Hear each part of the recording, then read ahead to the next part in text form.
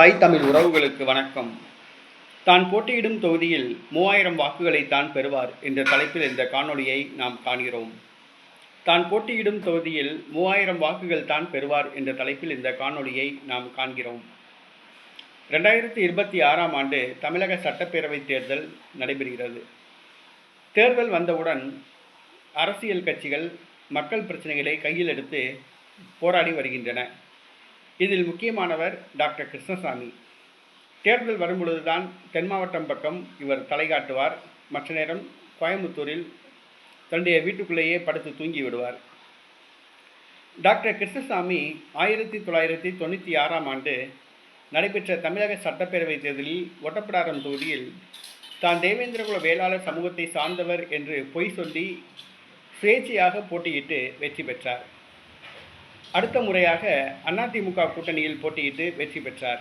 ஆனால் தற்பொழுது அவருடைய நிலை பரிதாபம். என்னவென்று சொன்னால், அவர் தேவேந்திரகுல வேளாளர் சமூகத்தை சார்ந்தவர் கிடையாது என்று நீதிமன்றத்தில் நிரூபிக்கப்பட்டது. அவர் மௌனமாக உள்ளார். தற்பொழுது அவருடைய செல்வாக்கு குறைந்து விட்டது. விளம்பர அரசியல் தேடி வருகிறார்.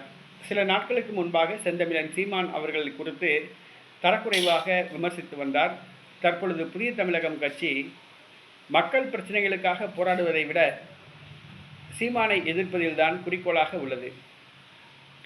கடந்த சட்டசபை தேர்தலில் 6000 வாக்குகளை பெற்று 6வது இடத்தை பிடித்தார். அந்த தொகுதியில் நாம் தமிழர் கட்சி வேட்பாளர் வைகுண்டமாரி 22,000 வாக்குகளை பெற்று 3வது இடத்தை பிடித்தார்.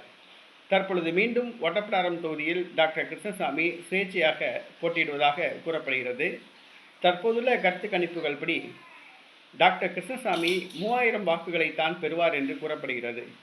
கடந்த முறை 6000 வாக்குகளை பெற்றார். இந்த முறையோ 3000 வாக்குகளை தான் பெறுவார் என்று கூறப்படுகிறது. இது டாக்டர் கிருஷ்ணசாமிக்கு ஒரு பெரிய பின்னடைவாக கருதப்படுகிறது.